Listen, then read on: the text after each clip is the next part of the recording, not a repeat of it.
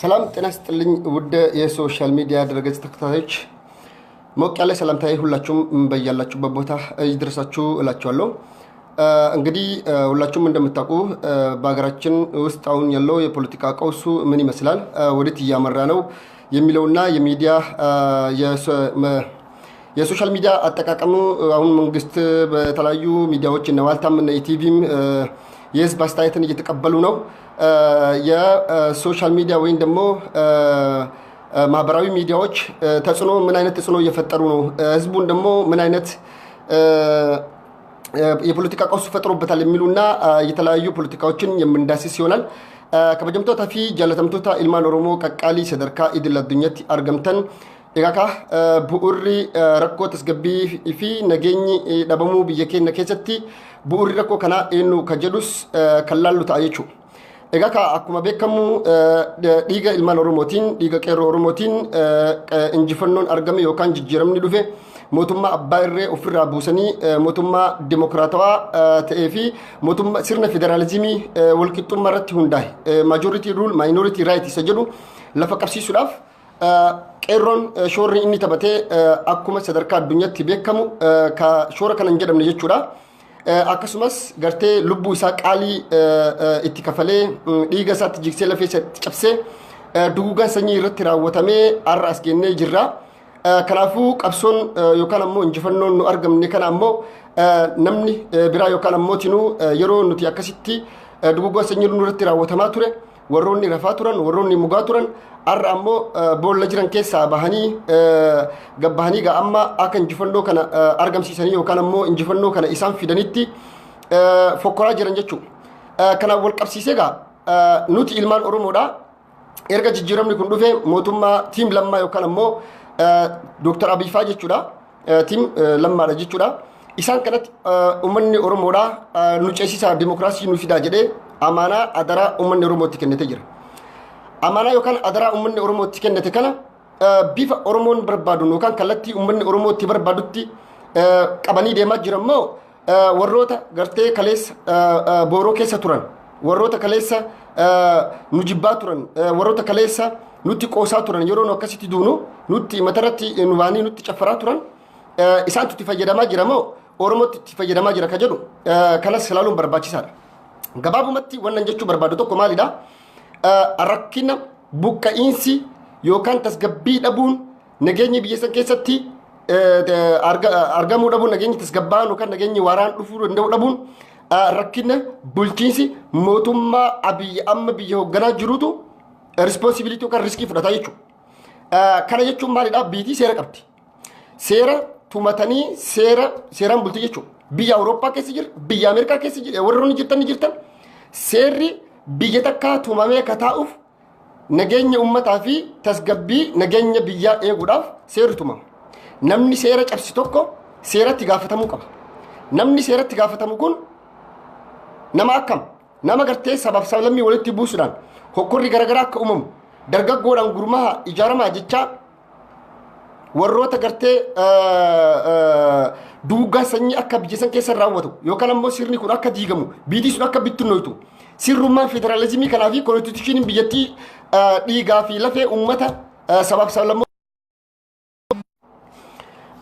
nageenyi tasgabbiin biyya keenya keessatti yeroo ammaan kana dhabamuun kun itti gaafatamummaa ka fudhatu mootummaa Abiy jechuudha. Akkasumas abbaan alangaa mana murtii olaanaa biyyattii Itoophiyaadha.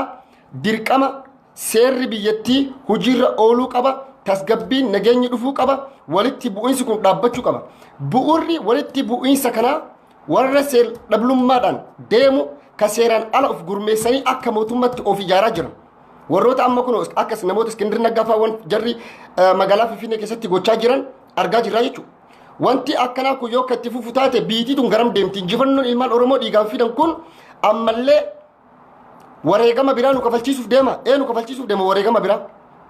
Dhiiga ilmaan Oromoo jigsanii dhufan yeroo namni biraa itti abbaa ta'ee itti qoosee mirga kijibaa mirga sobaa hololaan ka biyya bulchuu taate miidiyaa garaagaraatiin hoggora uumee saboota garaagaraa nurratti kaasuudhaaf yaalii isaan godhaa jiran argaa jirra.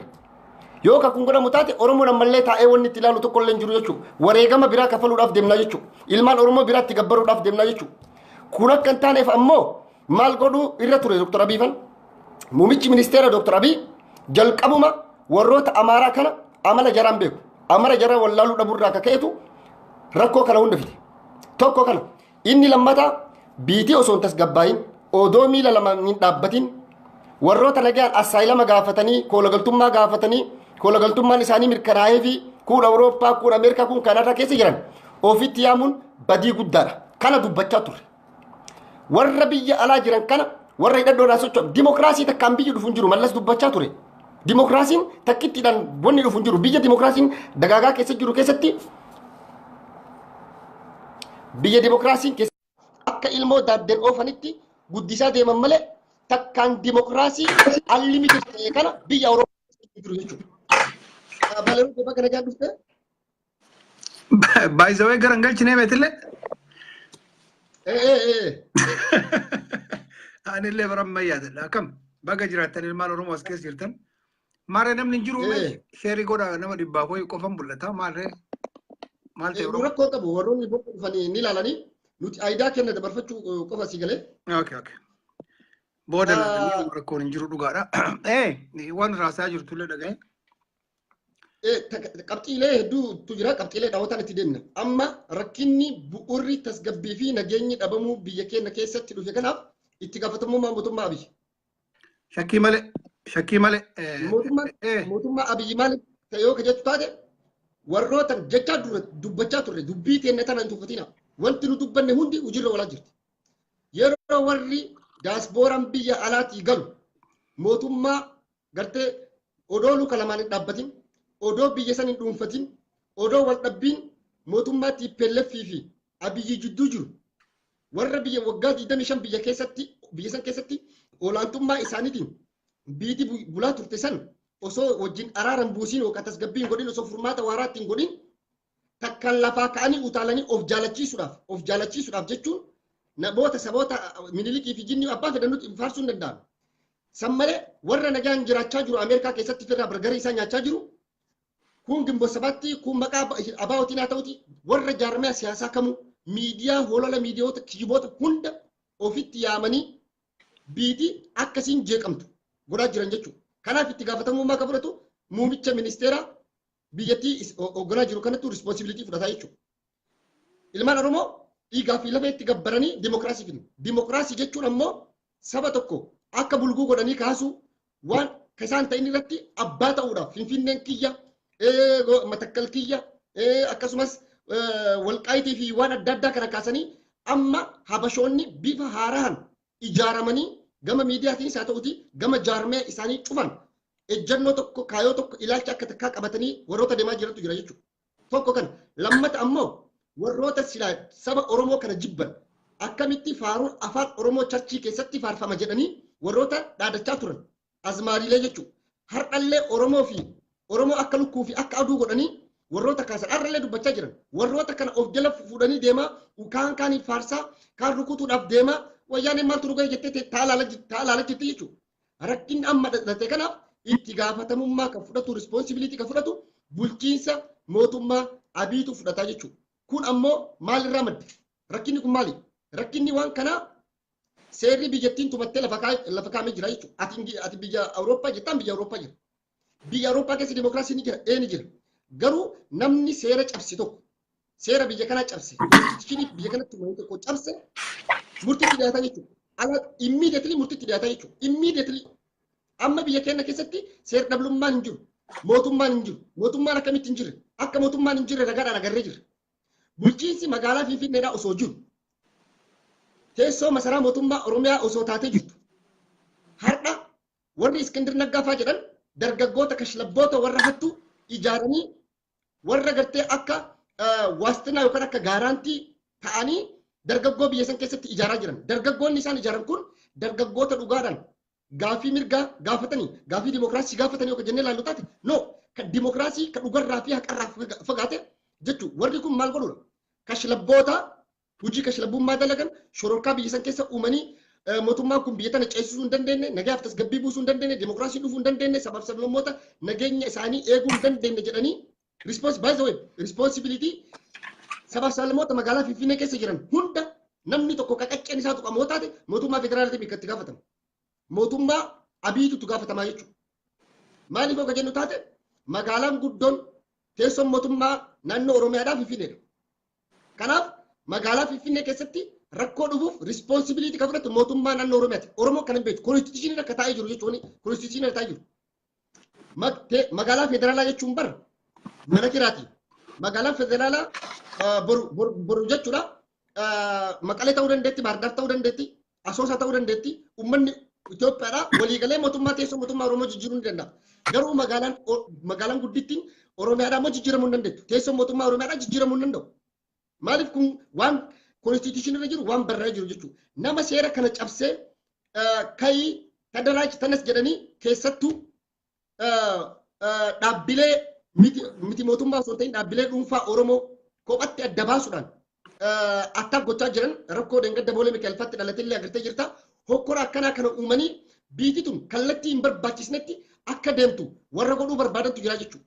Isaan kana yoo mootummaan qadaba ittiin goone taate yoo mootummaan warra miidiyaa akka isaa ta'uuti waaltallee ta'uuti miidiyaa abbaayillee ta'uuti miidiyaan Amaaraa guutuun 50% dhibbatti hagayiitiif hin bahutti jibbaa uummata Oromootii fi jibbaa sirna Abiyyiin hoogganamu kana calaqqisiisaa jiran. Waan kana Abiyyi callisee ta'aa jira. Yeroo tokko waan kana Abiyyiitu akka isaan godhan ajaja waan si godhisiisuu jira. Mee isa kana akkamitti ilaaltati? Wanni jarri uummanni Ihaadigin keessatti dhalatee guddate kun umri isaanii hin galleeftu jira. Waan ajaa'ibaati. Waan an argaa jirra. Waan uummanni fedhu xiqqeessanii laalu waan xiqqoon uummata akka nama adurree aanan qicee sobuutti sobna jedhanii yaaluu takka waan wayyaan irraa dhaalan qaban. Sun dhaaja. Uummanni Oromoo asoo aqlii qabaate Abiyyiin kuni gaafa Amaarri bahee harka dhayaafii ture gaafa Guraageen baatee harka dhayaafii turte Oromiyaan biyyi takka bahee isaa harkan dhufe. Kuni kaluu kana waan waggaan gahin. Kana silaa ka mataa keessa oofuu qabu. Sila uummanni Oromoo kan maqaa isaatiin as jiru maaliif bahee gammachuu diinni iyyuu naa gammade waan inni fidee dhufe san irratti jibbe silaa sooroma siyaasaa beeku taate kana teettee haasoo itti silaa sooroma siyaasaa beeku taate. Akkana fakkaatutti akka nam tokkootitti namni waan kana mara godhaa jiru Abiyyi. Ijoolleen Oromoo qabsooytuun warri nafxanyaa kana nu caala jibbitu OPDO keessa hin jirti. Kun kiliiri. For example kaleessa bulchiinsi magaalaa Fiichee Abiyyiin maal godhe? Salphisee teeraristi jedhee magaalaa keessa ari'e. Ijoolleen akkanaa tanaan talaga xaafoo saniin kasabbataa bulchaa jiru kana maal jetta kuniin OPDO jettani? No. Kunni waan anasida yaannu akka nu ilmaan Oromoo barbaadan. Gubbarraa hidhaan jira. Namichi kun qorqabbii Oromoon qabu itti jennu usineeti miti bara. Atillee yaabaati, anillee yaabai. Oromoon kana beekuu qabdi. Namichi kun bakka gahetti wanni inni haasa'u eega amma biyya addaan cituu geette kanallee Itoophiyaan hin ciccittuu badde. Itoophiyaan nuti hin citti jedheen. Eenyu waan Itoophiyaa isaa baase. Namni ka jedhuufiif bulcha jedhaa jira. Finfinneen tiyya jedhaa jira. Akkaatuu jette asoo magaalaan Finfinnee kun gara Maqalee jijjiirame, gara Bahardaa jijjiirame. Lafti sun amma eessa taati? Federaal taati bara akka jiraatti. Magaalaa Oromoo fudhatanii maqaa federaalitiin nyaatuun bar kun nafxanyaan itti turte, Tigreen itti turte, kun bar bakka faashiniidha jira. Abbaan qabdu ka. Mee Oromoon eenyu walla dubbataa jira. Kana wanni Oromoon nu amma warri akka Oromoof hin jennu kun wanni godhaa jirru jedhuu qabnu kana. Eenyuma OPDO keessaa gagabbahee walla hunarran dubbatuu sodaatti, Amaara sodaatti. Amaarri dhufee Fiicheen kiyya jedhaa jira. Fiicheen Shawaan akka jiruun kiyya jedhaa jira bargabbee. Maaliif kanniin dayyuusa kanniin argee warra waa sodaatu? Warra minaa gabbaha kililiin tokko laal kililiin tokko akka heera bulchiinsa amma federaaliititti nam ani ka'ee gabbahee OPDO ta'ee waa'ee kililii Amaaratti ejjennoo kiyya dabarsuu hin danda'u. Hin danda'u poolisii jira keessa seenuu hin danda'u. Kunuufiif bulcha federaala qixxee bulchiinaa irratti walii gala. Amaarri har'a Oromiyaa keessatti maglacaa baasaa jirti. Adeepan maglacaa baasaa jirti. Namni haa jedhuun hin jiru. Kana arganiiti ilaal wayita fidanii qeesii Amaaraa ka poolitikaaf jedhee beet charchii ijaarate fidanii wayita taakkala uumaa mana keessaa ba'uuf keessaa ba'ee fi mana kirootii galu maal akkasii yaadu barbaadda.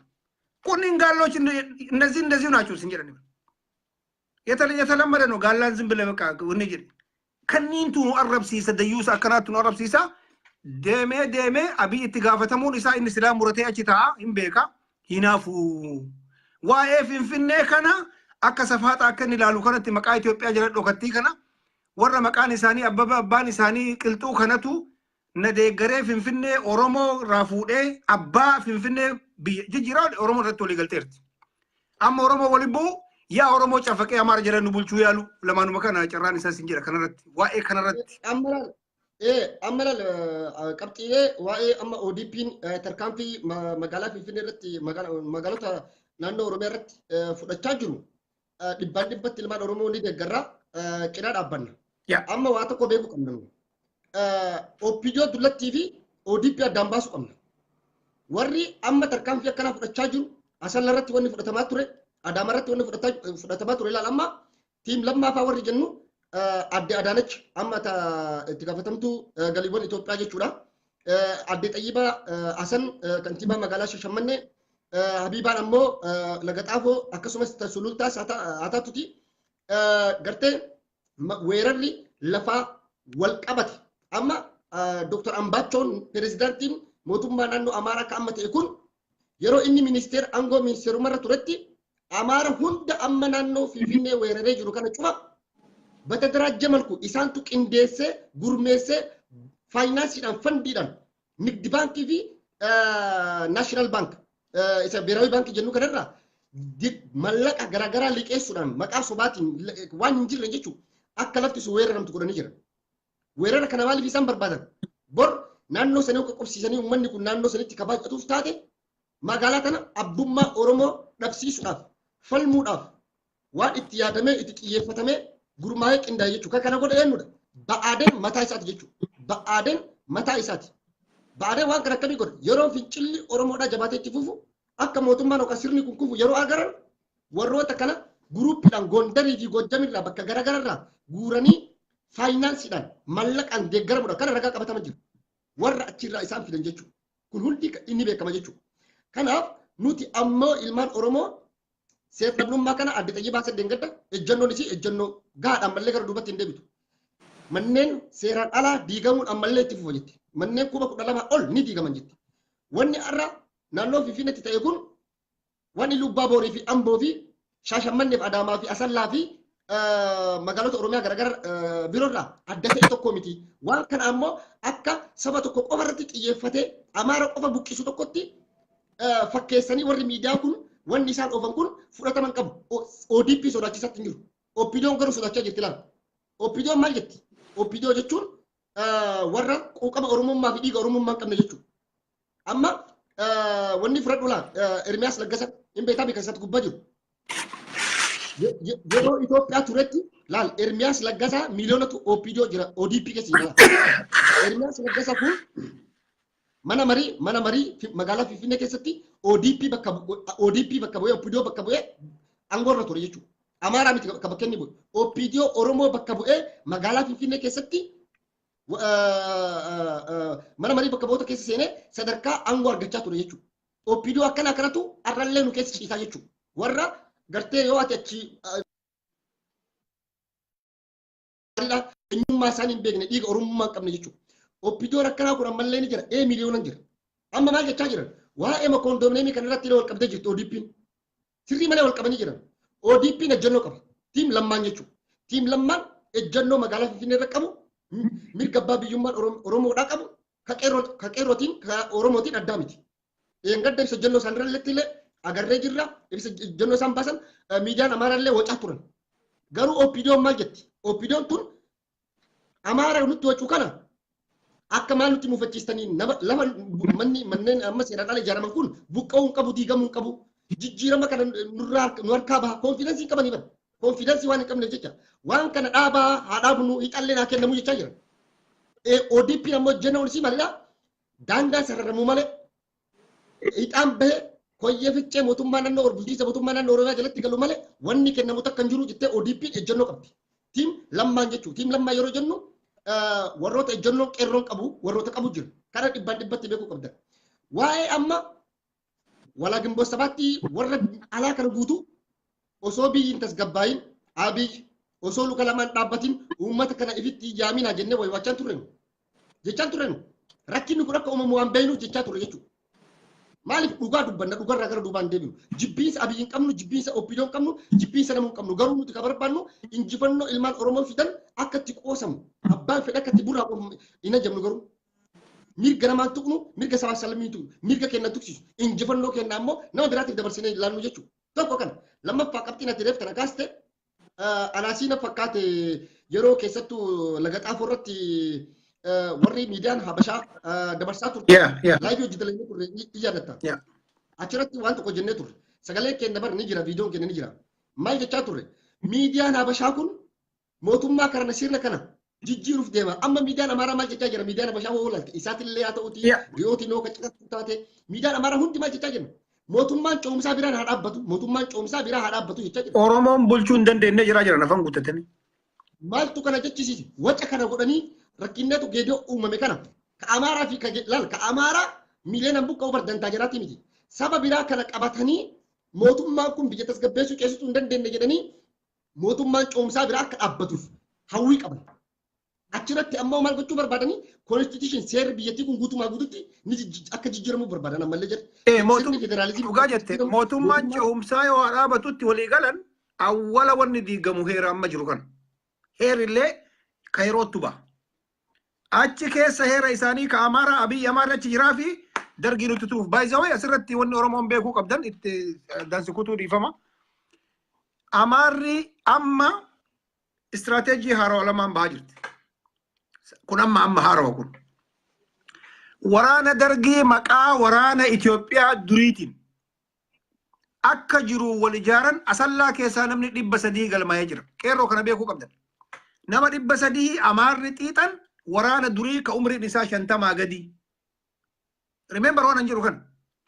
Mallayni guuramaa jira maqaa goofandiitiin maqaa jinniitiin mallaqa dur wal qabatan qaban guuraa jiran kan miliyeenan guuramu kuni nama qamadiin bituu fi miti meeshaa bitama. Meeshaan akkamitti seena? Charchii amaaratiin seena. Ispeeshaalii ijoolleen shawaa warri ortodoksii amantan waan kana basaasuun dirqama jechuudha. Finfinnee keessatti ammoo nama 10,000 galmaa'anii jiran. Ofiisallee banatan amma reediyoon itti yaana. 10,000 galmaa'ee kun maal jedhaa jiran waraana keessa nu naqaa. Waraanni dargii. Waraanni kan shibbirii fixaa ture. Waraanni ilmaan Tigree lafarraa mututu godhaa ture. Amma waraana Itoophiyaa kana keessa haaseenu. Jedhaa jiran. Gaafataa jiran jechuun isaatti gubbaa bahanii. Abiyyi ammoo isaatiin ilaalee boruma deema. Akkuma agartee yoo jarri geediyoo dhaqettiin geediyoo dhaqaa yoo gataa jetteen taa'ee ofincaa jetteen fincaa. Fuudhee waraana kana achi gubbaa na'inaan mafanqila mangistiif qophaa'an jechuudha. Waraanni kun waraana leenjii qabu. Waraana amma jiru kana carraan leenjii qabu. Si gara dubbiin komaandoo keessa jira, ispaarta keessa jira, yuurolee keessa jira, hin beeka. Waraana kana maqaa waraana Itoophiyaatiin already jeneraaltota jiraatii xurataa mureefi jira namichi. Jaartiin isaa Amaaraa, haati isaa Amaaraa namichi. Xurataa mureefi jira. Waraana dargii ka ilmaan keenya lafarraa mututu godhe. Kabaalee gubbaa jeettii gannaqaa bu'eessan inni har'a xurataa mureefi nyaachisaa jira Amaara xiixaa. Amaarri xiixaan waggaa 60 olii ka xurataa nyaatu sun ijoollee ammoo waraana kana keessa nu naqaa jechaa inni jira jechuudha. Kun amma siistemii amma jarri jalqaba. Kana godhuuf maal godhaa jiran propagaandaa haarawaa jalqaban. Isaatu poolitikaa gubbaa seenaa laala warra afaan Amaaraa beekan. Nuti dandeettiin malee wama takka irraa sabaaf sablammoota irraa rakkoo hin qabnu nuun jetti Amaara. Akkanaami dandeettii barbaanneedha. Amma zarii lakkaa'uu jalqabanii waraanni Itoophiyaa ka amma Abiyyi ijaare kuni izzii 4 qaba. Sameen maalii kuno bahaa kibba dhiyaa waan jedhu kana jechuudha. Izzii kanneen mara cufa keessa ajajoota lakkaa'anii ajajoonni 6 Oromoodha. Ajajoonni 2 Agaw. Ajajoonni 4 Tigree. Ajajaan tokko sadarkaa jiranaa tan isinitti mara sadarkaa izziitiin. Ajajaan tokko Amaara. Akkana akkitti amma kan jiru kun jechuudha. Tigree irraa fudhatanii Oromootti deebisanii jiranii jettee amma propagaandaa ofti. Kanaan ashamaa qaqanii abiyyoo kanarraa rifataa mifincaa. Waraana dargii nu naqi jechuun eedan jechuudha. Dubbiin akkana deemaa jira. Waraanni dargii ka seenu kun meeshaan guyyarraa qabamu ka Finfinnee seenu kun waraana dargii itti hidhuufi. Ilmaan Oromootti himaa jira ka qalbii qabu.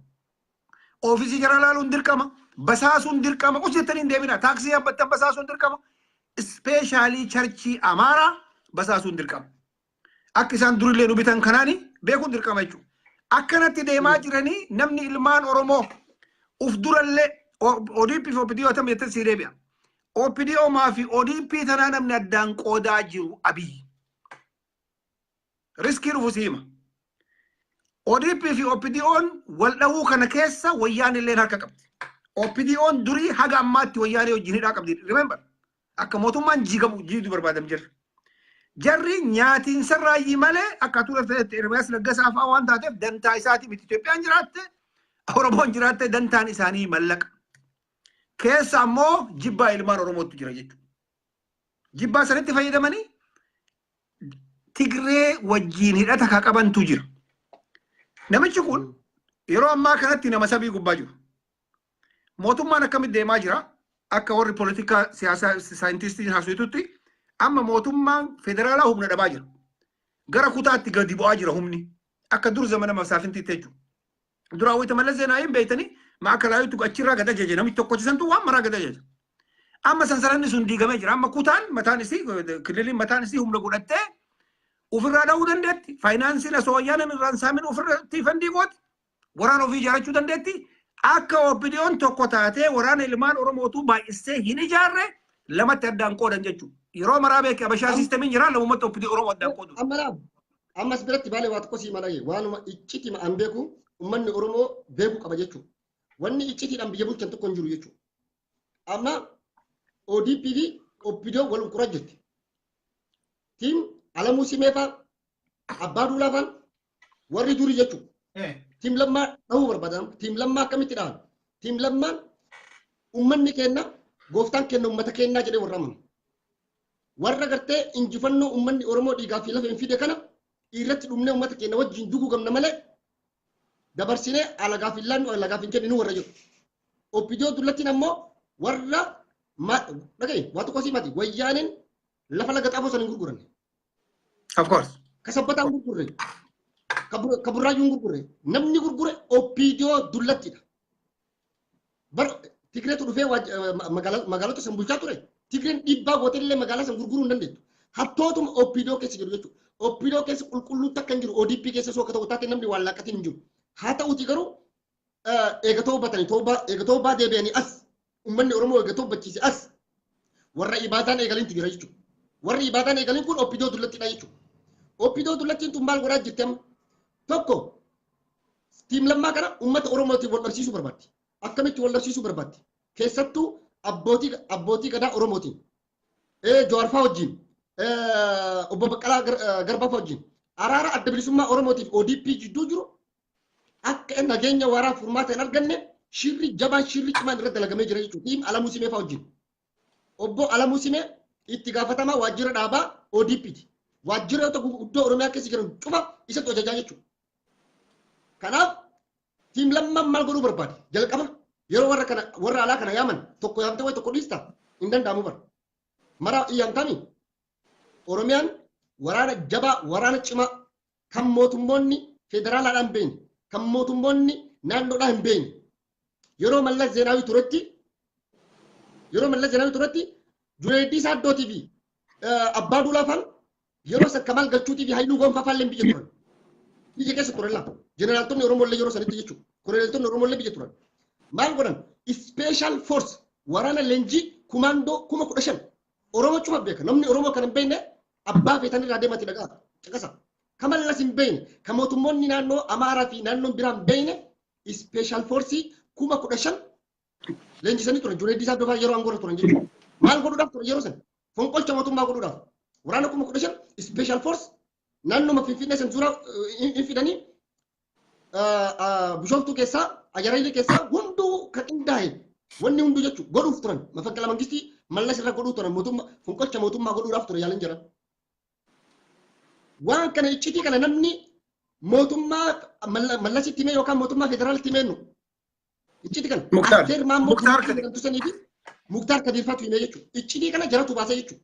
Iccitii kana yeroo jarri baastu hatattamatti isin barbaada jedhee imerjensiidhaan Mallas Zeenaawii masaraa mootummaatti yaame jechuudha. Abbaa Duulaaf Junaayidii jechuudha. Seenaa kana namni hin beekne hin jiru jechuudha. Kamaal Galchuufaan biyya ture yeroo kana. Haayiluu Gonfaafaan biyya ture yeroo kana. Poolisii Oromiyaa kan mootummoonni naannoo federaalaatiif kun kan beekne yeroo sanuu mootummaan TPLF fi Tigree dhangoorra jirtu. Kaleen jirtatan maaliif Oromoo mirga abbaa biyyummaa si akka deeffattuu fi Oromoo aangoorratti baasuudhaaf ture. Iccitii kana yeroo harkaa baasan Muktaar Kadir kantiiba irraa ol dhufee pirezidaantii mootummaa naannoo Oromiyaa ta'ee tuunillee ministeerummaa sadarkaa ministeerummaa argatee jechuudha. Waan biraatii miti iccitiin jira. Yaa mallas qanyijji nabbaru Muktaar Kadir faan jechuudha.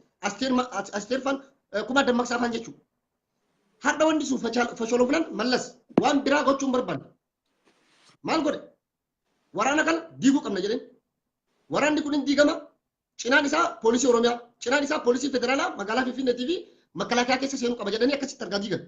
Faxinoo waan mara liyyuu ayilii Oromiyaa gaafas battinneessanii jechuudha. Sodaa qabanirra. Har'a Kamaal Galchuutii fi Hayyuu Gonfaa ODP aangoo kennitee turte. Waajjira bulchiinsaa fi nageenyaatii fi poolisii Oromiyaa hin beektu hundi kenna dhageenye jira. Wanti sun ammoo akka hojiirran oolle akka jirri biiroo seenne eenyutu itti katabe. Itti gaafatamaa waajjira dhaabaa obbo Alamuu Simee. Obbo Alamuu Simee shira Oromoo irratti inni dalagaa jiru laala. Maaliif tiim lammaan jara kana fide? Muuxannoo qaban dandeettiillee qaban jarritu. Ammallee maaltu barbaadan? Poolisii Oromiyaa amman waboo fi jinni jennu kana osoo hin taane milishaa osoo jennu osoo hin taane ispeeshaal foorsi waraana 25 naannoo Oromiyaa keessatti leenjii guutuu hidhannoo guutuu qabu. Godina addaa naannoo Finfinnee qubsiisuudhaaf. Fonqolchi yaaliin mootummaallee godhamee waan jiruuf. Waraanuma Itoophiyaatiin masaraa mootummaa waraanni dhaqee jira argitee jirta illee. Abiyyi keessa maal jedha qotee bulaan keenya qophii ture magaalaa Finfinnee dhufuudhaaf qotee bulaan sabbataa jiruu fi sulultaa jiru qophii ture jedha. Qotee bulaan homaan godhu kana ni beekan. Kana waan beekaniif waraana Oromiyaadhaa laan waraana Oromiyaadhaa kan mootummaan federaalaan beeyne kan mootummaan naannoo Oromiyaa Amaaraan beeyne kan mootummaan naannoo biraan beeyne ispeeshaal foorsii 25,000 akka leenji'u tiim lammaan ajaja baase. Tiim lammaan waraanni kun istaand baay'ee godina addaa naannoo Finfinnee qubata. Kun magaalaa Finfinnee keessa qubata. Caasaan neetworkiin inni ijaarama. Ispeeshaal foorsi kan jennuun akka kun komaandoo koofiyyaa mallayyoo diddiimaa kaatanii deeman kan federaalli qabutti mootummaan naannoo Oromiyaadhaa gurmeessee kana gurmeessuuf qindeessuu fi leenjii gahaatti kennu irratti muuxannoo gahaa qabanii jechuudha. Eenyufaan Kamaal Galchuufaan Hayyuu Gonfaafaan jechuudha. Namoota biroo warrootuma ODP keessa jiranii fi jeneraaltotuma Oromoo kan waraana keessa jiru keessa ofitti dabalanii cimina waan kana ijaaruuf turan. Akka wanni kun hin taane namni isaan harkatti qabee isaan harkatti fashaleessee har'a Oromoo akka Habashaan nutti qoostu Habashaan mata irratti nu baasu namni godhe Alamuu Simeeti. Waajjira akka seenne jara kana godhe. Jarri Kamaal Galchuufaa shumaman moo shumamni natti hime shumamanii bara. Shumaman. Waajjira akka hin seenne akka waan kana hojiitti hin seenne nu amma waan kana afaan Oromootiin dubbannaa alagaan nu dhaga'u hin jiru. Tiim lammaan kaayoo akkanaa qabaachuu ture. Nu amma Oromoo qotee bulaa Oromoo hidhachiisaaf jinniirra kan qindaa'e kan ajaja qabu bifa waraanaatiin ispeeshaal foorsiidhaan kan qindaa'e waraanni kun 25 Oromiyaa keessa akka jiraatu taate Afrikaan yoo dhufe nu hin danda'u. Afrikaan mootummaan Tigraay Amaaraa miti TPLF miti mootummaan abbaa fedhee akka dhufu taate Oromiyaan jilbiinsachiisuu kan dandeenye waraana jabaa waraana cimaa nuuf ijaaruu ture jechuudha. Har'a akka wanni sun hin taane eenyu nu harkatti dalagaa jira. Alamuu Simee faa jechuudha. Asirratti dhugaadha. Asirratti gaafii guddaa dhugaadha. OPDO keessa amma Baqqala Garbaa dalagaa mataa ofii dhiisanii ummanni kun araara qixxeetti bu'ee Oromoon gara humna takkaatti akka deebitu paartii isaaniillee dhiisanii dalagaa jiran Baqqala Garbaa. Dhiisi waan zaranyoonni takka irra babarreessitu dhiisi Baqqala Garbaa jechuudha. Nuun jaalannaa nama nu kabajnu nama guddaadha. Baqqala Garbaa kun damooza ofii dhiise asoo dalagaa amaa badda jedhaniin xollaa hin deeme balbalarraa deebisan. Hayyamuu fididhan waan walii galan ijoolleen dhuftee gaafa kaampii seente bultii 15 dhaynee laallaa walii galan waan dhume abbaa gadaa duratti waliin galan waan si dinqisiisu keessaa walgahii qabna jinnii qabna soo jedhan dhiiga dhaban. Amma asirratti laal tiim lammaa gaafa jennu kana hin beekamii lammaan warra achi keessa jiru kana warra isa xalafee kuffisiisu barbaaduun beeka. Warra qabsoo tana duuba deebisaa jiru hin beeka. Maa callise. Tuni mataan isii gaafii guddaadha. Laal tokko namni hin danda'e yoo xalafamaa jiraate na dhaqqaba yoo jedhe irra qeerroon guyyaa lamatti dhaqqabti. Si gala callisuun maali? Keessatti galliqimsuun kuni maali? Icciti eega? No! Icciti maaleedha? Bakka barri namicha xaqalalaa jedhanii amma anaasiin beena lama magarsaa achirraa kaasuu hedanii. Iccitiidha gara gahee maali? Jijjiiran nutti himtu maali? Baaleroo dhiifa mana godhati sirraa fudhadhaati. As biratti uummanni Oromoo waan tokko beeka. akka mootummaa naannoo Oromiyaatti daggoo andargaachuu akka ka'etti obbo Lammaan Magarsaa tiim Lammaa Magarsaa dha'uudhaaf OPDO dullattiin tiim Lammaan gorraa kaasuuf pirezidaantii mootummaa Oromiyaadha angorraa kaasuudhaaf irratti dalagamaa jira. Caasaa laga gaditti ragaa qabna. Information hedduutu dhugaa jira. Kaabinee hedduutu nutti himaa jira jechuudha. Tokko kana tiim Lammaan ammoo akka kufuuf akka achirraa ka'uuf irratti hojjechaa jiran garamiin tokko waadaa uummata Oromootii seene waadaa abbootii gadaa Oromootii seene obbo Lammaa Magarsaa nyaate jedhanii akka uummanni Oromoo qabxii irra qabatuuf laata. Tiim Lammaa jechuudha. Woboo doorsiisa hamaa irraan gahaa jira. Waliigaltee godhameef yaamicha abbootii gadaa haati sinqee gooti. Obbo Lammaa Magarsaa fa'aa xureessuudhaaf hojii jarri gochaa jiran laata. Obbo Lammaa Magarsaa xureessan ummanni Oromoo ammallee nu dhagaa. Joorillee akka jibbamu uummata Oromoo biratti isatu woboo akkana godhe jedhanii akka uummanni Oromoo jibbu. Ammallee Baqqalaa Garbaa fa'aa irratti uummanni Oromoo akka jibbii isa godhuuf namni dalagaa jiru tiim Lammaa tiim Alamuu Simeeti. Kana uummanni Oromoo beekuu qaba. Wanni guddaa si nu beektan Jawaar Mohaammed isaa ta'uuti abbootii gadaa Oromoo isaa ta'uuti obbo Baqqalaa Garbaa fa'aa nageenyi tasgabbiin Oromiyaa keessatti bu'ee uummanni Oromoodhaa walirratti xiyyeeffachuu dhiisee akka diina nutti roorrisu kana akka addaggeen nurratti qoosaa jirtu kana irratti xiyyeeffannuuf nageenya akka bu'uuf walirratti xiyyeeffachuu wal nyaachuu dhiisnee akka gama alagaa deemnuuf waan pilaana sacrifice of godhanii haga baadiyyaa haga gaditti deemanii warra hojjechaa ture jechuudha. Warri amma Alamuu Simeefaa jedhaniin kun maal barbaadan? Tokko TPLF dalagan. TPLFin Abiyyillee arguun barbaadan. Keessattuu Lammaa Magarsaa tiim Lammaa warra jedhamu hin fedhan. Maaltu barbaadan? Warri ODP jennuu fi OPDO dullatti jennuu fi abaa wal quba qaban kana parsantii dhibbaan dhibbatti sitti himaa jiran. Kana parsantii dhibbaan dhibba jala sararee uummanni Oromoo beekuu qabu. Tokko kana lammata TPLF dalagan. Wanni jarri barbaadan maali? Tokkoffaa OPDO fi abaa'oon OPDO fi abaa'oon lan OPDO dullattiin abaa'oo waliin makamanii haalattiin biitii sun nageenya dhabdee tasgabbiin dhabdee Oromoo adda qootanii Oromoo adda bittinneessanii wayyaan illee Tigree bakka jirtu arraabattee dhuftee biyya san dhuunfattu san barbaadan. Kana uummanni Oromoo sirriitti jala sarartanii beekuudha qabdan. Tiim Lammaa irratti hojiin dalagamaa jiru hojii taphaatii miti. Hojii taphaatii miti. Waa'ee koondomineemitii wal qabatee waa'ee dhimma Finfinnee maal kaastan jedhanii wal hunkuraa jiran. Wanni Finfinnee maaliif mirga abbaa biyyummaa jettanii ibsa ejjennoon akka ODP'tti maa kennitan jedhanii wal nyaachaa jiran. Baay'ee asirratti waa lama jira. Ermiyaas Laggasa OPDO ta'uun beeytanii ilmaan Oromoo na fakkaata. Isin dura waggaa 20 OPDO maqaa OPDO ilmaan Oromoo na dalagooti. Tigree basaasu OPDO keessa ta'e an informationii jedhe gaaf tokko.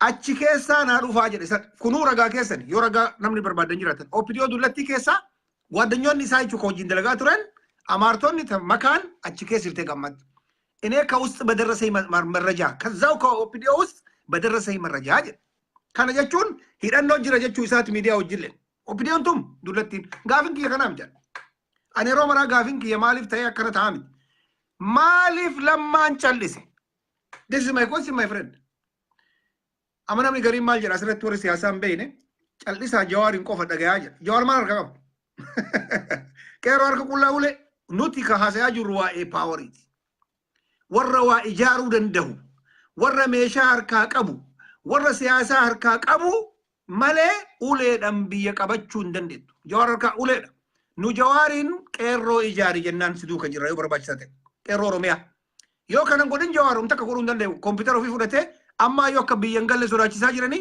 አላተፈ ኮምፒውተር ሳትን ሐሰው ቆፍ ኑቲ ሳክሪፋይስን ወማቺ ኮን ወርከ ቁላታውን ቀቡ ጀናይቱ ካና ጎዱ ፈሞ ወር ኢጃረ ሜዳ ፈጅራ ከከሳ ፉደን ጋፊን ከካትለ ማ ከናዴብስ በርባዱ ጅራ ለማ መገርሳ ፋቲ ወሪ አከ ቀሮን ያዱት ያዱ አከ ለማን ኦሮሞት ያዱ እንጅራም በይ ማለት ጨልሰ ኤጋ ሀገል ቅንፈመን ማ ኤጋ ቶኮ ወኒ ኢሳን ጨልሰኒፍ ከሰቱ ሀል የሮ ኑዋሊቪ ኑ ከሳ ዋንዳ ገሉፍ ከሳ ኢንፎርሜሽን ዋኑ ገውፍ አኩማ ትየተ ኢሳቲን ሀገ ኢሳቲን በውቲ ኢንፎርሜሽን ኦዲፒ ከሳ አርገተን ሆሎላ አመጀር ነው ፋጀራን ኩያ ከነሳ ገርተ ጅርተ ጋዜጤሱቶኒ ኦቢኤን ኮንዶሚኒየም አርገተኒ ጅረኒ ጀረን ዋን ከናማ አቺሩ ኢንፎርሜሽን ከነኑ መከና ኦዲፒ መከሳ አርገተኒ አርገቹ ባተኒ ዋን ከነ ጎዳ አከነ ጎዳ ሆሎላ ኦፋ ቢየተነ ነጋ ዶጋ ተስገቢ ዶጋን ቲም ግሩፒ ilmaan safarii, ilmaan habashaa, ilmaan diqaalaa wajjin warra dalagu jira jechuudha. Oppidoo keessa ilmaan of hin beeyne ilmaan naftanyaa hedduutu jira jechuudha. Naftanyaa hedduutu jira. Ka akka Ermiyaas Laggasa ODP ture. Warra ODP turan ka arda isaatirra ta'anii Oromoo balaaleffatan hedduutu jira jechuudha. Ka arda miidiyaa garaagaraa deemanii Oromoo balaaleffatan ODP Oppidoo dullatti keessaa ba'anii hedduutu jira jechuudha. Tiim lammaan maaliif callisuu filatee hoo ka jennu taate har'a tiim lammaan yoo gabbee ka dubbatu maaliif keessaa bahurra yookaan waan kana gabbaasurra isaanillee haga danda'an haga humni isaanii jiru dhiibbataniituma wajjin deemuu filatan. Dhiibbachuu jechuun maali? Waan Oppidoo dullatti akka qabdisan isaanillee asumaan qabaa lachuu wal hunkuraa deeman. Ibsa ejjennoo lamatu bahee torbaan takka keessatti. Tokko waa'ee kondomneemii ixaan akka dhaabbatu warri baase tiim lammaadha. Laal waajjiruma pireezidaantii keessa guruppii lama akka jiru laal guruppii lama waajjiruma pireezidaantii keessa maal godhan mirga abbaa biyyummaa jedhanii laal Oppidoon takkaa kan jedhan mirga abbaa biyyummaa finfinneedha. Sanillee qabxii tuqan qabxiin jedhu tuttuqee hundi qabxii qeerrooti. Kan ibsa ejjennoo tiim lammaan baase jechuudha. Torbaanumatti ammoo tiim Oppidoo dullattiin ibsa ejjennoo baaste waa'ee miidiyaatii fi keessattuu qabxiin lama irratti xiyyeeffate jawaarratti jechuudha. Warra ODP hattoota gabbaasee maxxansaa jiru isuma. Isa seeraan gaafannaa hin adamnaa kana booda maali akeekkachiisa waan akeekkachiisa nama doorsiisa nama sodaachisu tokko baasaa jiranii jechuudha. Kana kan godhannu tiim Alamuu Simeedha jechuudha. Kan Oromoon beeku qaba. Takka rafuu hin qabnu jechuudha. Amma Oromoon yeroon dammaqinaan inni hojjechuu qabu amma jechuudha. Tiim lammaan maal gochaa jiru? Tiim lammaa jechuun shamarran keenya guutuun tiim lammaadha. Adda Xiyyiibaa isaa taatu sululta isaa taatuuti adda Abeebeen hundi jira tiim lammaadha. Warri kun ejjennoo qeerroon qabu qaban. Maaltu ta'e? Fiicha irratti waan ta'e ni beekta jechuudha. Waan kana asiin dura dubbachaa ture maal jennee dubbachaa ture?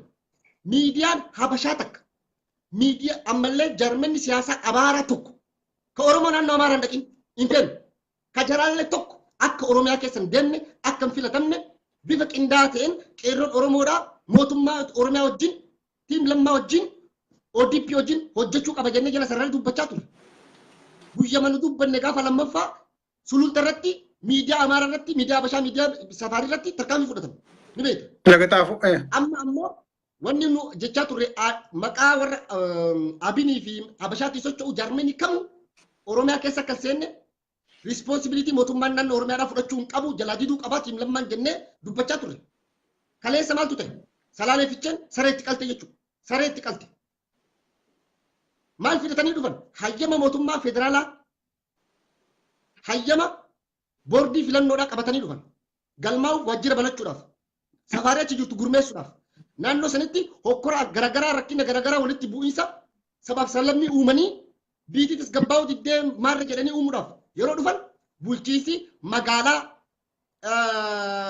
ficheedhaa maal godhe sareetti qalee ari'ee jechuudha. Isiin warra sabaaf sallammii walitti buusuudhaaf seera biyyattii tanaa diiguudhaaf warra ijaaramtanii sochootanii kanaaf nuti ammoo naannoon keenya naannoon Oromiyaadhaa mirga ofiin of bulchuudhaaf hiree mataa ofii of murteeffachuu waan qabuuf nageenyaa fi tasgabbii naannoo keenyaa waan booressitaniif kanaaf waan isin argaa jirruuf daddafaatii asii baa jedhanii ari'an. Nuti isin keessummeessuudhaaf yeroo isin qabnu isin isin keessummeessinu jedhanii akkasitti sareetti qalanii ari'an. Tokko kana eenyu Abiniimi Gimboo sabatti illee asallaa dhaqe. Gimboo sabatti illee asallaa dhaqee alaabaa qabatee achitti waajjira barachuuf yeroo dhaqetti dubartiin shamarran isillee ta'asallaa bulchiinsa kantiibaa magaalaa asallaa sareetti qaltee ariite jechuudha. Tarkaanfiin ejjennoo tiim lammaa akkanaa fudhachaa jiru kun Oromiyaa qulqulleessuudhaaf Oromiyaa safaariirraa bilisa baasuudhaaf godina addaas haa ta'uuti magaalaa Finfinnee dabalatee jechuudha. Kana tokko kana lammata tiim ODP maal godhan mallee tiim lammaan guyyaa dheengaddaa rakkoo magaalaa Finfinnee keessa dhalate. Magaalaa Finfinnee keessatti rakkina dhalatuuf itti gaafatamaa mootummaa naannoo Oromiyaati. Seera federaalaa konstitushinii biyyattiitti. Konstitushinii biyyattiitti itti gaafatamaan ODPdha. Magaalaan guddoon mootummaa naannoo Oromiyaadhaa Finfinnee kabajachaa jiru ODP itti gaafatama jechuudha. Olaantummaa seeraa kabachiisuuf dirqama qaba jechuudha. ODP maal goote? Sababni kun dhalannaan laal tiim lammaa. Hatattamatti poolisii Oromiyaa fuudhatti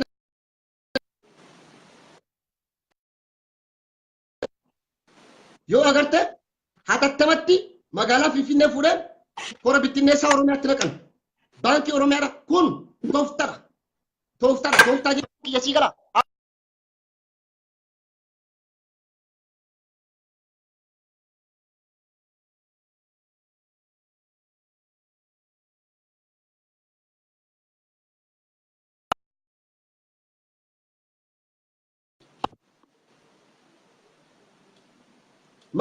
jira seetama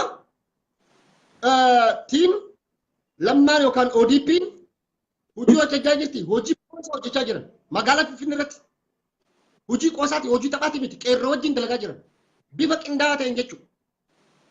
Habashaan hawwachuu wacci habashaa immoo nuuf bakkas itti kennuu qabnu wanta kalaaluu qabnu maal godhan magaalaa Finfinnee fuudhanii poolisii Oromiyaatti dhaqan sirriidha. Poolisiin Oromiyaa magaalaa Finfinnee keessa qubachuu qaba. Kaambii achitti ijaaramee fi magaalaa Finfinnee keessa qubachuudhaaf ejjennoon fudhatamaa jira. Godina addaa naannawaa Finfinnee keessatti qubachuudhaaf hayyamni irratti dalagamaa jira. Kunniin yoo ta'u taate uummanni Oromoodha wacni habashaa nu yaaddessuu hin qabu. Waan seera biyyattii irra hin jirre tokko wooma takkatti fiduu hin danda'anii jechuudha. Kanaaf tiim lammaa fi ODP jinaa dhaabbachuu qabna. OPDO keessaa qulqulleessuu qabna. Dhiibbaa irratti godhuu qabna. OPDO'n jarri dhugaadha. Amma obbo Lammaa Magarsaa waan haasayaa ture yoo duuba deebinee ilaallu akka gaafa taayitaa Tigreerraa fudhatanirraa in qulqulleessinaa meeteekiin xixiqqaan nu keessa jira shamtuun nu keessa jira yeroo baay'ee. Yoo ammoo gara hiikatti as deebitu namnummaan lafa salaalee akka jiruun gurgurate tokkochi gahee dhabu nagartu. Yoo as deebitee gara federaalaa as deebitee amma immoo xiinxallitu Abiyyi rakkoo ka fide. Maal irratti? Namoota hattuu maaliif hin baafnee Amaarri itti iyyaa jira. Tigreen itti iyyaa jirti. Kun itti iyyaa jira. Inni callisee inni damaree jedha paastartichi jechuudha. Namni tokko namni dhukkuba qabu tokko yoo hakimii deemee nakkamatin dhukkubni sun nyaatee gaaf tokko ajjeesa. Shakkii malee. Namni musinnaa kana nama ajjeesee dhiiga namaa tuute akkas. Konfidensiin qabu osoo ati siidhiisa illee itti dhugaan itti fakkaatu. Kuni paastartichaa galaan jiru. Lammaafaa irratti illee bara ODP'n ajajaan isa. Akka jirutti ODP waan jedhamu. Ajajaan barri isa. Liqaman barriin isa bara. Yoo inni dhiisaan tuqinaa jedhanii hin tuqanii miri.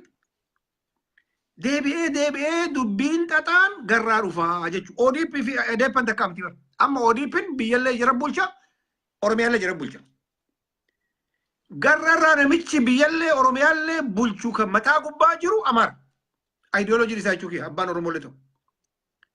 Kanatu dubbii xaxe.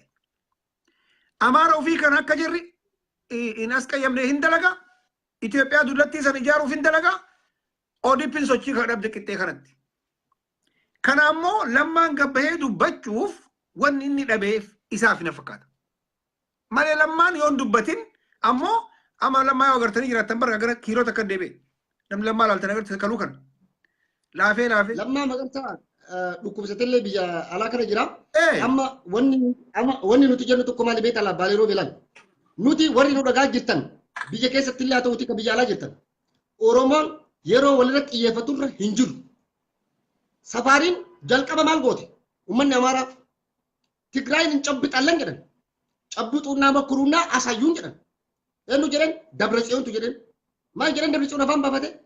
Isin wajjin jiraachuun ka Amaaraa akka kamnu noor Suudaan wajjin jiraachuun wayyaa jedha afaan baafate. Maaliif kana jechuu danda'e? Konfiidensii qaba. Tokko kan lammata ni yaalanii Tigree yoo ka yaalan lattaate guyyaa sadii dhamama gooti Tigree ni beekan. Walqaayitii waa'ee raayyaa kaasanii hafarsaa turan. Suuta isaa ka'uu fidide. Ta'uu fidide. Yeroo sun ta'uu fididu garam xiyyeeffatan amma garam dhufan. Gara Finfinnee deebi'an jechuudha. Amma waa'ee walqaayit sila raayyaa namni haasa'u hin jiru. Akka jaarmee Habashatti namni waa'ee sanii haasaa jiru tokko hin jiru. Finfinnee irratti xiyyeeffatanii Addis Ababaa jechuun jechuudha. Kun dammoo Addis Ababaa jookkaa bara hangata masgabdaanu. Yaa maannima idallachum siin jedha. Bifa qindaatiin eenyuun siin jechuu jira beektaa kana. Waa tokko Oromoo beekaa. Nama Abiy wajjin biyya bulchaa jiru Adeeppaa wayin dammoo Ba'aadeen dhaabbanni jedhamu seera Oromoo cabsaa jira. Keeyyanni 39 cabaa jira. Akkamitti naannoon tokko mirga ofii bulchuu hiree mataa ofii murteeffachuu ofiin of bulchuu hanga tokko jedha. Naannoo Oromiyaa keessa seenanii bulchaa jiranii irratti ajajaa jiranii. Seerri kana ni jedhamu. Seerri konstitushinii mataa ofii qabdi. Mootummaan naannoo Oromiyaadhaa Oromoo kana beekaa. Mootummaa federaalaatiin alatti mootummoonni seera mataa ofiif danda'e qabaa jedha seerri federaalizimiidha. Biyya Faranjii keessattis haa ta'uti. Ameerikaa keessattis haa ta'uti. Mootummaan naannoo Oromiyaa fakkeenyaaf ashisha naannoo kiyya keessatti aarsuu nayyamaa yoo jedhee caffeen Oromiyaa murteesse mootummaa federaalaa ayaa gabaa'u. Mirga qabu. Mootummaan naannoo Oromiyaa Amaaraa dhuguu danda'a. Mootummaan naannoo Amaaraadhaa naannoo Amaaraa keessatti caata maqaaminaa jimaa mana shishaa nayyamoo ka jedhu taate mirga guutuu qaba. Naannoon Oromiyaa immoo jimaan naannoo kiyya keessatti ni hayyamama jedhee seera sarara keeyyatan kakaatu taate mirga guutuu qaba. Mootummoonni seera mataa ofiif danda'e konstituushinii mataa ofiif danda'e qaban. Ofiin of bulchuu hiree mataa ofiif murteeffachuu hanga tokkotti ka jedhu kun cabaa jira. Eenyuun cabaa jira? Ba'aaden yookaan paartii Adeeppaa jedhu. Dheengadda pirezidaantii mootummaa naannoo Amaaraa kan haaraan filame kun maal jedha? Dhaadachaa jira. Maal jedhee dhaadata? Dhaloota yoo duuta kiyya xiyyi rasaasni na dhahe nan awwaalinaa jedhu. Uumuu dandeenye jirraa adda kiyyarra malee ka jedhuu jedhe. Kun dhaadannoo takka jedhe. Lammata of jaalachiisu uummata Amaaraa biratti. Warra amma naashinaali warra Habashaa kana gartee leellisaa jiran paartiiwwan akka Aabinii fi paartiiwwan biraa akka gartee yeroo filannoo ofiisaa ta'uutii of jaalachiisuuf haa ta'uutii takka dhugaadhaaf haa ta'uutii jedhanii jiran. Tokko kan lammata seera biyyattii konstituushinii irra wanni jiran konstituushinii biyyattii irratti maal jedha? Magaalaan Finfinneedhaa jedha. Magaalaan Finfinneedhaa handhuura Oromiyaa በኦሮሚያን ብርት ላይ የምትገኝ የኦሮሚያ ክልላዊ መንግስት መቀመጫና ቴሶ ሞቱማ ናኖ ኦሮሚያ ቲቪ ቴሶ ፌደራላቲ ፌደራል ደግሞ የሚቀመጠው በክራይ ነው። ነገ ከዛ ሊባረር ይችላል። አዋሳ ሊገባ ይችላል። ጅጅጋ ሊገባ ይችላል። ሁመራ ሊገባ ይችላል። ሰመራ ሊገባ ይችላል። ፌደራል መቀመጫ ነው። ተከራይቶ ነው የሚቀመጠው። ፌደራል የመሬት ባለቤት ሊሆን አይችልም። ከረንት ነው፣ ተንቀሳቃሽ ነው። ገሩ ቴሶም የፌደራል መቀመጫና የኦሮሚያ ርስት መዲና ነች። መጋላ ጉዶ ፊንፊኔ ቲቪ ተን ኦሮሚያ ተው ከየተ ሲአችረት አይገር ወኛማ ፋይዳ አዳጅ ተጠና ቀበተኒ ያዞረ አየን መለ ሰላም ኮንስቲቱሽን ነች ከሰት ኢብሱ አባቱ መለ ሚርጋ አባቢዩማ ኦሮሞራ መጋላ ፊንፊኔ ረቀምቱ ሴሪ ቢየቲኒ ካጀቹ አማ ከለ ጨርሰኒ ማል ጀቻ ጅረ ወሬ ባድን አዲስ አበባ የማንም አይደለችም። የማንም ብሔር ደግሞ እንድትሆን አንፈቅድም ጀቻ ጅረ amma asirratti wanna timisi goote Adeeppaa dura eenyutu heera cabseedha? Abiy barlaal waa tokko beekate paartiin mormituu fi paartiin biyya bulchu tokkoo miti bara holqixaa miti. Heera cabsuu danda'u biyya bulchuu dhiisuu heera cabsuu danda'u heera federaalaa cabsuu danda'u. Qofa sitti mara keeka namni biyya bulchu bar konstituushinii biyyattii san fudhatee itti amanee bulchaa bar biyya. Konstituushinii san eeguu qaba tiksuu qaba. Adeeppaan baadeen warri abin jedhamu kun konstituushinii kana fudhachuu dhabuun ni mala. Abiy jedha baran Abiy hin jenneen ka awwala cabse Abiy jedheen Abiy hin jenneen. Sirri namni awwala heera federaalaa cabsuu jalqabe cabsuu tokko lamayyuu miti Abiy. Isarraa ilaalanii bar Amaarri abdii wanni godhattee Abiy jettee nugusaachiin Haaruun fi Muusaa jetteen Itoophiyaa durii nuu deebisuu hedda namichi kunoo caccabse heeraa jedhanii iyyaan turre ma. Adeeppaan tuni Amaarri akkamii bar namni amma rakkinni Abiy fi Lammaa kun Amaara hin beekne akkasuma dubbiin. Amaarri uumaa isaatitti yaa cafaqu yaa cafaqamu. Laman jirtu Amaara nagayaan taa'ii mana kireessitee fi akkamitti si baasaadha dalagaan isaa achi keessa. Ati mana kireessitee fi akkamitti eenyummaa naa baasisiin jedha dura. Eenyummaa ati isaa baafte saniin akkamitti as keessaa nama kana baasan. Dalagaan isaa yoo horii qabaatte horii kan akka summii nyaachisa kun bara jibba Amaaraa qofaaf miti dhugaan jiru kan waan Amaara hin beeyneef jirattiin tun fuula itti kennuun keessa tare ati mataa kamiin nama tokko Ameerikaa nama waggaa 30 Ameerikaa taa'ee dhuftee mana kennitee fi lafa kennitee fi makiinaa xiyyiitiin dhooyin itti bittee maal akkasii gor barbaaddatte injiru addunyaa duugummaa naga nagaye amma ijoolleen silxee maal jetti warri እነዚህ ኦሮሞዎች ይሰሩና መጨረሻ ላይ ያስረክባሉ namni malakkanuun Amaara Tigree akkasumaan jirti. Kaakana yuusa kana malee ammoo Oromoo keessaa namni jagni tokko ka onnee qabu biyya tana biteen beeku. Dayyuusa akka Mangistuu Hayilamaariyaam. Kana kun ol qabii uumaa jedhaniin kana. Hayila Sillaasee godhatte Oromoodhaa hunduu Oromoo ta'uu danda'a. Ta'uus dhabuun ni malan. Nuti wanni godhuu qabnu tokko maali amma lan Oromoo wanni irratti xiyyeeffachuu qabnu Abiyyirra amaanaatti kennine san namni amaanaa ni nyaataa miti. Akka nama amaanaa nyaatatti lakkaa'uu qabna. Akka nama amaanaa Oromoo nyaatatti lakkaa'uu qabna. Maaliif kana booda nu abbichuu fi jinni wanni jennee jala harka dhoofnu tokko hin jiru. Oromoon bifa haaraan tarsiimoo haaraan of ijaaruu qaba. Tarsiimoo haaraan itti deemu sun maali? Tarsiimoo ODP itti deemaa jirtu. ODP akkamitti deemaa jirti? Amaara seeraan ala nurra safare kana of keessaa qulqulleessu. Lafa investimentii isaanii yookaan keessa jiraatotaatti irraa guuru. Wanni amma godina addaa Finfinneetti eegale kun godinaalee aanaalee Oromiyaa guutuu keessa guutuu baga baalee gobba baalee roobee dhasiin kibra mangistu kan adolan asi ammoti nu ciron asabata farid ambautti amara nu keessa jiru kana of keessa qulqulleessu wanti jiru kana maaliif takka kan lammat miidiyaa jira akka naannoo Oromiyaa seen sadaffaa paartiin mormituu gumboo sabaatti fi abinni fi maarrajinni jennu kun wukkilinaaf barbaanna magaalaa Adaamaa fudhannee bulchuu barqabna jedhanii ban kanaaf wukkilinaan isaanii kennamu hin jiru mootummaan naannoo Oromiyaa ka bultu Oromoo fi Oromiyaa qofaan naannoo Amaaraa danneen bulchinu Tigraay kililin Amaarri bulchuu hin danda'u Tigraay kililin Oromoon bulchuu hin danda'u kun seera federaalizimii fi mirga seerri biyyattiidhaa nuu kenne mirga uumamaa qabna mirga seeraa fi heeraatiin qabna mirga akka rabbiitti illee qabnu jechuudha kana ifirraa mulqinee dabarsinee alagaadhaaf diinaaf kennuu hin qabnu ODP kanarratti ejjennoo isii qabattee deemaa jirtu ejjennoo gaariidha waajjiroonni Wallagga keessa baramaroo jiraate ari'uu Jimma keessaa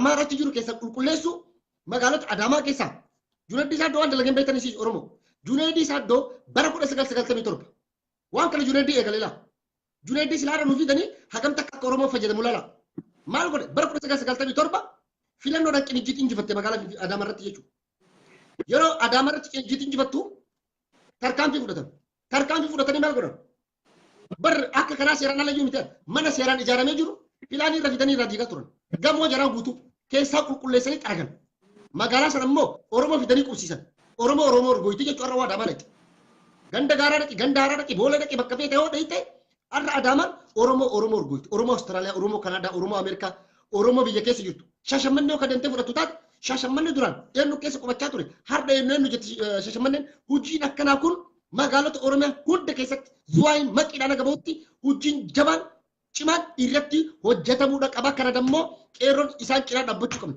carraan nu qabnu tiim lammaa ODP jabeeffachuu tiim lammaa jabeeffannee haga jarri akkanan jedhinitti isaan jala hiriirree isaan cinaa dhaabbachuudhaan isaan wajjin hojjechuudhaan amma wanni OMN hojjechaa jiru agartee hojii boonsaa hojjechaa baay'ee nama gammachiisa. Habashaan wacaa jirti ijaa jirti waca habashaatti atteenshinii xiqqoollee mataan isin dhukkubin nuyi miti Oromoo miti walqaayitii xiqqoo san hin dandeette walqaayitiin dhagahuun rakkoo isaan keessa uumaman ijoolleen Guraagee waan jette jira sila Amaarri kuni jette jechuun uummanni sabaaf sablammoonni nu keessa achi baanee yoo ilaalu Oromoon takkaa nu qarqaaraan jenne adduma isii carraaqattee wayyaanee ofirraa ariitee jedhan Tigreeleen caakkaatti galtee obboleeyyan isaanii Eertiraa malee nama birii qarqaarsan barbaanne akkasitti Amaara ofirraa ariite Somaalilee naga ofitti humnuma akkasuma dhukaasaa bada Amaarummaan kun maaliif namatti rarraa jedhan jechuun amma sabaaf sablammoonni. Sigalee adda isaa socho'uu hin danda'u. Adda isaa lakkoofsan qabu. Akkatti abboonni jaraa maaliif hin daabbaatoochaatiin jedhan jira. Abboonni jaraa Masfiin Fayyisaa fidanii Fiqiree fidanii Jinnii fidanii nuun dhooysisanii nu qabatan. Ardhallee sanu. Amma Oromoon waan godhuu qabdu qabxiidhaan kaa'uufiin dirqama jechuudha. Akka Oromootitti warri dhaaba keessa hin jirre. Tokkoffaa miidiyaan Amaaraa Oromiyaa keessa akkan socho'u. Yoo kun isiniin galin bilisummaan isiniin galle jechuudha. Eenyumtuu miidiyaan Amaaraa EBC haa ta'u, ETV haa ta'u, Waaltaa haa ta'u achi keessa harki 90% ilmaan Amaaraati.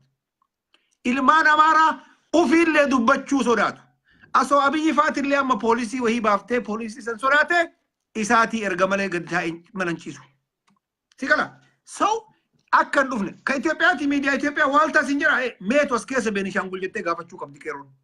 Meetu Affaar as keessa miidiyaa Itoophiyaa taate. Taaksii kafallaa wanni qarshii mootummaatiin dalaydanii meetu as keessa Somaaliin jettee gaafachuu qabdi. Afaan Amaaraa Somaaliin hin beeku. Beenishaangul afaan Amaaraa hin beeku.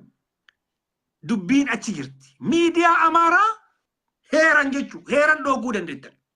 Miidiyaan kun ka dalagu ilmaan Amaaraa qofa keessa jira. Miidiyaa reesistiiti biyya keenya akkan seenne cufuufirra hin dandeettan kan. Heeran. Qoyka.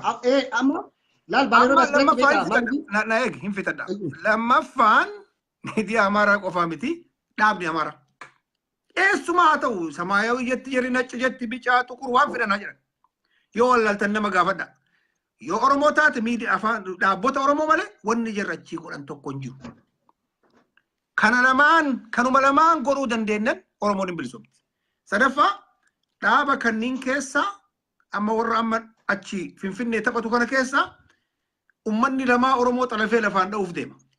Shanee keessaa ummata hattuu wayyaanee wajjin dalagaa jiru jira. Hin beektan isin cufti keessatti.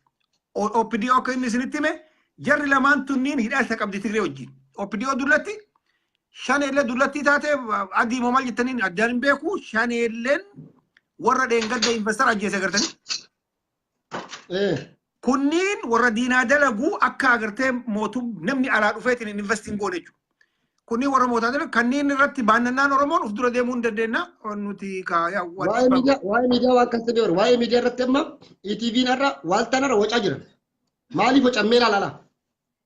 Yeroo isaatti fake news dabarsu guyyaa meeqa callisaa turan. Agartanii garuu OMN guyyaa kaleessa maal dabarse? Reality.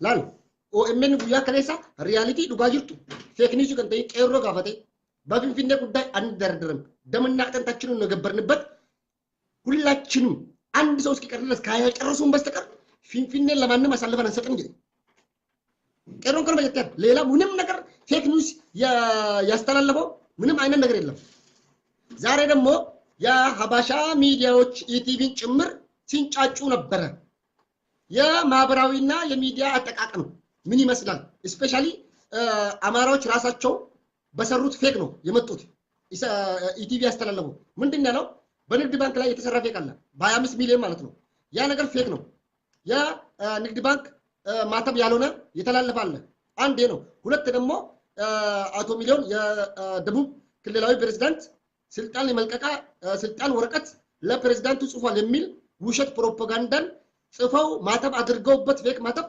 ለጥፈውት ነበር በሶሻል ሚዲያ ሁሉ ሲዞር ነበር ይሄ ነገር ውሸት መሆኑን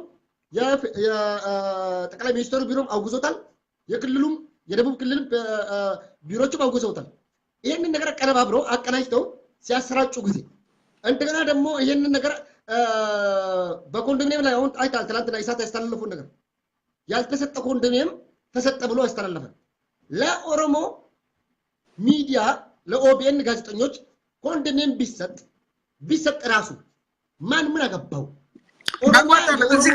እዚህ ጋር ነው አሁን ኦሮሞ ሚስ አንደርስታንድ ያደረጋችሁት እዚህ ጋር ነው ፊንፊኔ የተቋቋመችው ምን ላይ ነው ለምሳሌ ወይ ምን አንድ የሚገርም ፕሮግራም ጀምሯል የፊንፊኔ የድሮ ቦታዎችና የድሮ እዛ ላይ የነበሩ የሸዋ ኦሮሞዎችን እያነጋገሩ ሉክ እነሱ እኮ መጀመሪያ ፊንፊኔን ሲመሰርቱ ኦሮሞ ተነቅሎ እንጨቱ ሁሉ ወይራ የሚባል እንጨት ሊቆረጥ ብሏቸው ነው ተውት ባለቤቶቹ ሲያወሩ አይቆረጥም ወይራ እንጨት አይተከውነ ማለት ነው ከዛ በተረፈ ወይራ ሰፈር የተባለው ምንድነው ያ ወይራ እንጂ ሰው በሙሉ ተቆርጦ እንዲጠፋኩ ከነከብቱ የተፈለገው ማለት ነው ስለዚህ ኦሮሞ 40 ኦሮሞ መጣ ማለት በቦታው ላይ አንድ ሰፈር ላይ 40 ኦሮሞ አይቶ አያውቁም እነሱ 40 ኦሮሞ ኮንዶሚኒየም ላይ አንድ እንደ ባለቤቱ መጣ ታዲያ እንዴት ነው ታዲያ ቀኝ ገዢዎች እንዴት ነው የሚያስቡት ይሄን ነው እኮ እኛ ማሰብ ያቃተን ለምንድነው ኦሮሞ እነዚህ ሰዎች እንደ ኢትዮጵያ እኛም ቢያስቡ እንደ አንድ ሀገር ዜጋ ቢያስቡን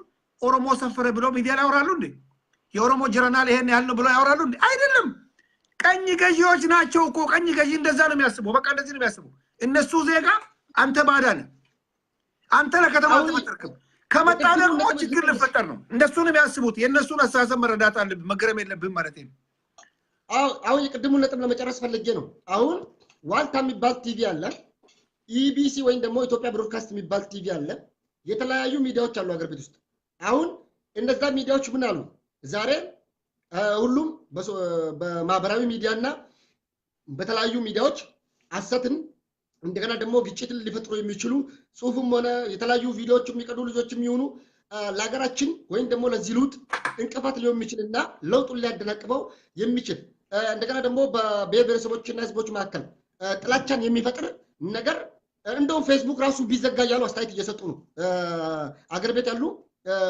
ማህበረሰቦች አሁን ይሄ ነገር ይሄን ጥላቻ የጀመረው ማን ነው ጅምር የጀመረው ማን ነው ዛሬ ደግሞ ይሄ ነገር እንዲቆምልን የሚፈልገው ማን ነው ኦኤምኤን ትላንትና እውነታውን ስላስተላለፈ አንተ ያልከው ወይራ ሰፈር ድሬ ኤጀርሳ ወይም ደግሞ ኤጀርሳ ጎሮ የሚባለው ሰፈር ዛሬ ምን አደረጉ እነሱ ወይራ ሰፈር አሉት ገና ሰፈሮቹን እያንዳንዱን ሂስትሪ ኦኤምኤን ያወጣል ኦኤምኤን ደግሞ ይሄን ስላወጣ ዘረኛ አይባልም ዘረኛ አስብልም እውነት ስላወጣ በውሸት ግን በራራ ብረ የምትመጣውን ማንንም ሰው አይቀበልም አክሰፕት አናስተናግድም አንዴ ነው ኢሳት እንደዛ የኦሮሞን ድምጽ እየጨመረበት ካሜሮን ላይ የሆነ ነገር ሲያስተላልፍ ሶማሌና ኦሮሞን ለማጣላት በሚያደርገው ነገር ላይ እንደገና ደግሞ በለገጣፎ በቡራዩ አካባቢና በተለያዩበት ቦታ ህግን ለማስከበር ህግ መንግስቱን ለማስከበር ህገወጥ ቤቶች ግንባታም በሚፈርሱበት ሰዓት እያካበደ የሚፈናቀሉትን ሚሊዮን ኦሮሞ ሲፈናቀል ያልተናገረ ዛሬ ብዙ ነገሮችን እያሉ ነው።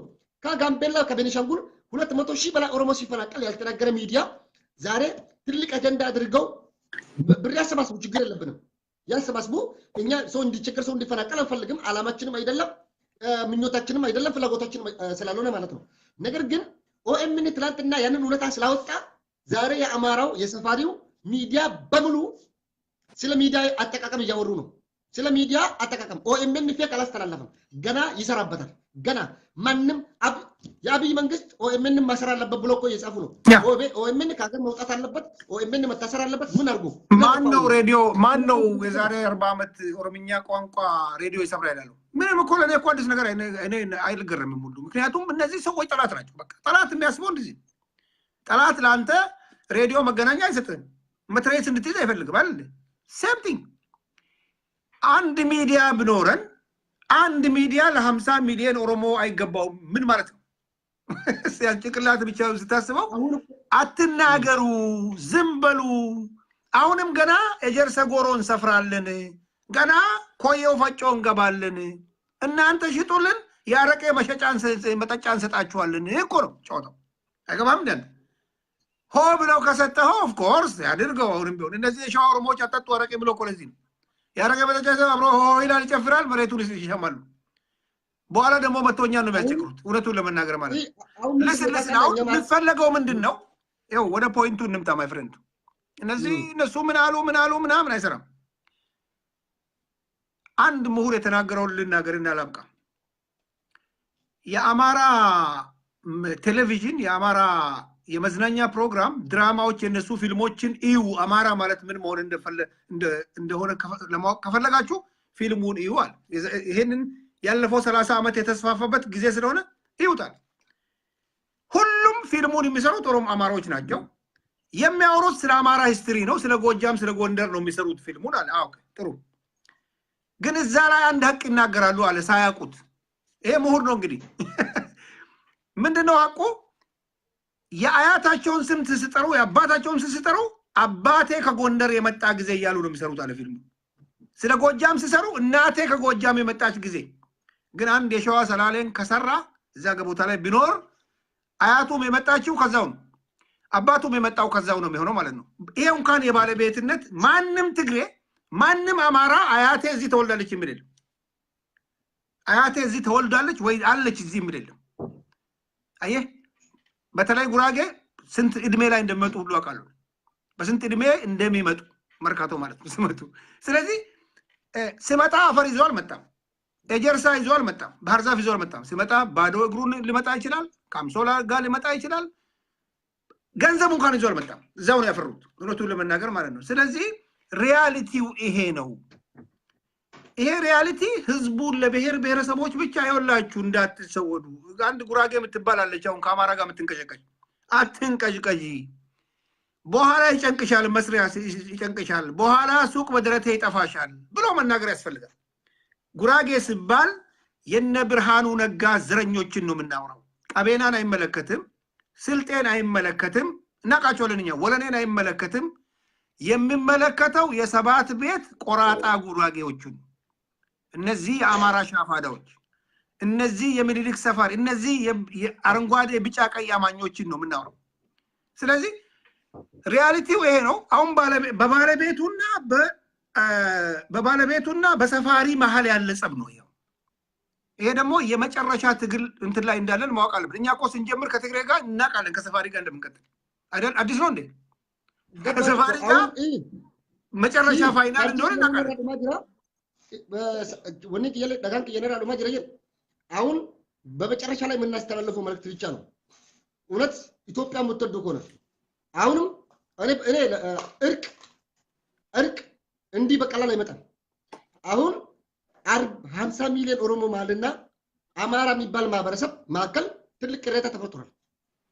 ይሄ ቁስል እኛ ቁስል አለብን። ድሮም በሚኒሊክ ምናምን እየተደረጉብን ጭፍጨፋዎችና ጡት ቆረጣ እጅ ቆረጣ እሱን ለጊዜው እንተዋለን።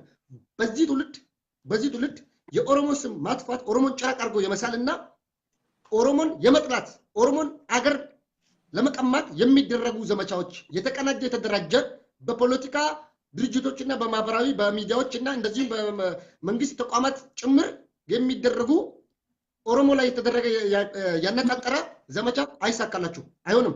ነገር ግን አብሮነት አለ አብሮ በልተናጠጠናል እቺን ሀገር አብረን ሁላችንም እኩል ተቋርሰን የምንኖርባት ግሬት ኢትዮጵያን እንገባ ከተባለ እርቁን ለመፍጠር ራሱ ብዙ ጊዜ ይፈጃል። አንድ በዚህ አኳን ማን ነው የሚጎዳው ነው? አማራ ኦሮሚያ ውስጥ አለ። ካሁን በኋላ ኦሮሞ የሚወስደው እርምጃ አለ። አንድ ምን አይነት እርምጃ? በወያኔ ወቅት በምናደርግበት ትግል ቄሮ ሰላም ሰፍ ሱቅ ዝጋ ይዘጋል። ሱቅ እንዳገዛ ከተባለ አይገዛም። ስለዚህ እዛ ውስጥ ያለሽው ሰፋሪ ካሁን በኋላ ኦሮሞ ቄሮ ሌሎች ብዙ እርምጃዎች አሉ። አንድ አማራ የሚባል መደብር ወይም ደግሞ ታክሲም ካለ ሰው እንዳይሳፈር ቄሮ በታክቲክና በተለያዩ ነገሮች ይጀምራል። ማን ተጎጂ እንደሆነ እዛ አማራ ክልል ጎንደርና ጎጀም ላይ ኦሮሞ ልታገኝ አይችልም። እነዚህ ነገሮች እርምጃዎች ደግሞ ይቀጥላሉ። ነገም ከዛ በኋላ ደግሞ ሌሎች ነጥቦች ይቀጥላሉ። ማን ተጎጂ እንደሚሆን ደግሞ እናያለን። ይህ ማወጣችሁ ከሆነ እናንተም ቀጥሉበት፣ እኛም እንቀጥላለን ነው ማለት ነው። ምንም ያስፈራን ነገር የለም። የአበሻ ጫጫታ ደግሞ ለኛ ውሻ እኮ ነው። ውሻ እንዴት እንደሆነ ታውቃለህ? ውሻ አይን ውስጥ ያየና አንተ እንዲህ ከስሩ መለስለስ ካየ ይጮህብሃል እኮ ሊበላ ይዘላል። አንተ አይን ከፈጠጥክበት ደግሞ ከሮጥክበት ውሻ ጭራውን ያርገበግብብሃል። እነሱ ማለት እንደ ውሻ ናቸው። ስለዚህ ከነሱ ጋር ጊዜያችንን የምናባክንበት ሰዓትና ጊዜ የለንም። ከአሁን በኋላ እርቅ ቢመጣ ራሱ በመንግስት ደረጃ ለማ ነው እርቅ የፈጠረብን ማል ገብቶ ኢትዮጵያዊነት ሱስ ነው ብሎ ኦሮ አማራ ብሎ ያመጣው ዛሬ ኦሮ አማራ ኤክስ ነው አንቀበልም። ከአሁን በኋላ አክሰፕት እናደርግም። አበደቱል አቢዲን ብለናል እኛ። ስለዚህ አንተም ቀጥል። ቄሮ ቂጥ ውስጥ በዶቢ እየገረበ ያሳያል። ልክ ያስገባል ለማለት ፈልጋለሁ። አንተ የምትለው ነገር በልና እንግዲህ አዎ እነዚህ እርምጃዎች መቀጠል አለባቸው። እሺ በግድናና ከአማራ ሱቅ የአማራ ሆቴል እደር የሚል ሰው በዓለም ላይ የለም። አልፈልግም ማለት ይችላል። አለቅ እዚህ ማዕቀብ ልጣል ይገባል። ትክክል ነው። በሸዋ አካባቢ ያላችሁ ደግሞ ቤት አታከራዩ፣ መታወቂያ እንዳይሰጥ። ይሄንን የሸዋ ልጆች በተለይ እኛ አካባቢ ችግር የለም። ነቄ ነው ህዝቡ መታወቂያ እየወሰደ ድግምት አርጎብ ከብትን ገሎ ለመሬት ነው የሚመጣው። የኛ መሬት ከአማራ ፊት በላይ ያምራል። ይሄን እንዳትረሱ። ስለዚህ በዚህ በኩል ጥንቃቄ አርጉ። ያ የሸዋ መሬት መቸለታ አይቼ በእንትን አይቼ ሜዳ አይደለም፣ ልክ የባሌን መሬት ይመስላል። ለጥ ያለ ሜዳ ግሪን። ይሄን አይቶነት ይመለሳል ራብተኛ። ስለዚህ መሬት ሸጣችሁ ጠጅ የምትጠጡበት ሰላላዮች አቁሙ። እና ሀብታሙ ተስፋ ያለው እዚህ ውስጥ እዚህ ወረታችሁ ወርዳችሁ ቄሮን እዚህ ላይ ያሰሩ።